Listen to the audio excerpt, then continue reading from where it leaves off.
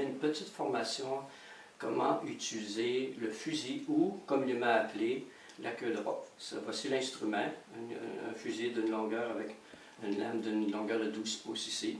Et c'est absolument nécessaire pour entretenir un couteau afin que le tranchant de celui-ci puisse durer très longtemps.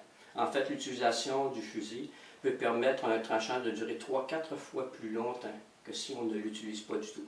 Il y a plusieurs techniques qu'on peut utiliser. Certains utilisent le mettre debout sur une table, sur un comptoir, et on trouve l'angle de notre couteau, tout simplement, et on alterne très gentiment de haut en bas. Ou encore, une autre technique, certains vont passer le fusil de cette manière, et tout cela, et comme cela. Et la mienne, je préfère comme ceci. Je mets le fusil à peu près parallèle à mon corps, parce que c'est plus facile d'examiner l'angle que je vais utiliser. Et c'est un couteau aiguisé à 20 degrés, alors je trouve l'angle de 20 degrés. Et je commence de la base, et tout simplement, je vais de la base jusqu'au bout, et j'alterne de l'autre côté. On trouve le même angle, et on alterne ainsi quelques coups.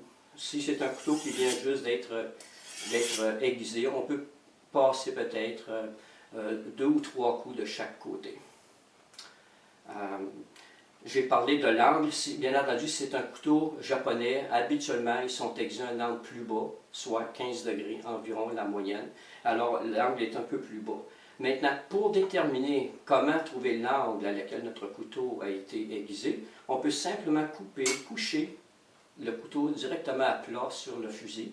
Et on le redresse jusqu'à ce qu'on remarque que le tranchant est solidement à côté dessus. Comme par exemple, solidement à côté, que si on pourrait, à décoller, on essayait d'enlever un tape collé sur une peinture, mais sans toutefois que la lame entre dans la peinture, parce qu'on ne veut pas l'endommager. Alors, juste suffisamment pour décoller un tape, ça c'est l'angle qu'on veut mettre notre couteau. Alors, à 20 degrés, c'est à peu près comme ceci, et 15 degrés, c'est légèrement plus bas. Mais la différence est très importante. Si vous aiguisez un couteau japonais de 15 degrés et que vous gardez une lame à 20 degrés, c'est mauvais pour le tranchant et il ne durera pas très longtemps, peut-être 2-3 semaines, et tout au plus dépendamment de la fréquence de l'utilisation de notre couteau.